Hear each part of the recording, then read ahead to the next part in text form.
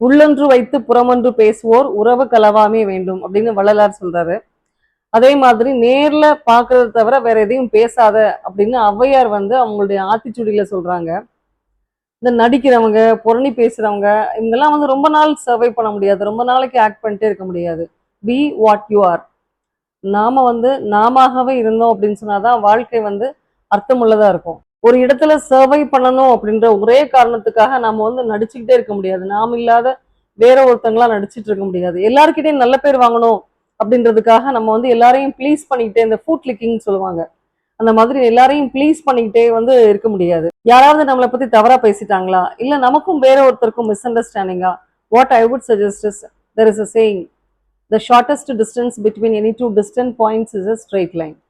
சுத்தி வளைச்சு இங்க போய் அங்க போய் அவங்க என்னைய பேசிட்டாங்க, இவங்க என்னைய பேசிட்டாங்க, உங்களுக்கு தெரியுமா இது கரெக்டா இது தப்பா, நான் என்ன பண்ணலாம், அப்படிலாம் நம்ம வந்து ஒரி பண்ணாம ஸ்ட்ரெயிட்டா அந்த பர்டிகுலர் பர்சன்ட்ட போய் விஷயத்த கிளியர் பண்ணிடுறது தான் வந்து ஒரு பெட்டர் ஐடியா அப்படின்னு வந்து நான் ஃபீல் பண்றேன். என்ன இப்படி பேசிட்டாங்க, அவங்க பேசுனது நியாயமா, அவங்க செஞ்சது நியாயமா, அவங்களுக்கு வந்து நான் ஒரு பாடம் கற்பிக்க போறேன் அப்படின்னு யாரும் தயவு செய்து கிளம்பிடாதீங்க.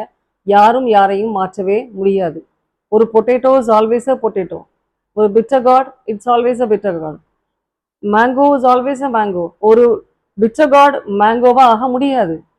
ஒரு பொட்டேட்டோ ஒரு பிரிஞ்சால் ஆக முடியாது. அவங்க அவங்களா தான் இருப்பாங்க. நான் ஆல்ரெடி ஒரு ஸ்டோரி இங்கிலீஷ்ல சொல்லியிருக்கிறேன்.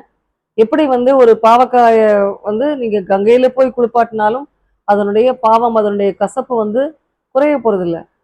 அவங்க அவங்களா தான் இருப்பாங்க. ஸோ நம்மளுடைய லைஃப்ல நம்ம தான் கேர்ஃபுல்லா இருந்துக்கணும். நாய் கடிச்சிச்சு அப்படின்னு லேமன் பண்ணி பிரயோஜனம் கிடையாது.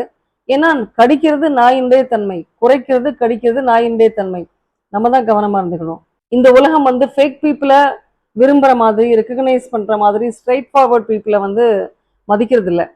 நேர்பட பேசு அப்படின்னு புதிய ஆத்திச்சூடியில பாரதியார் சொல்லியிருக்கிறாரு.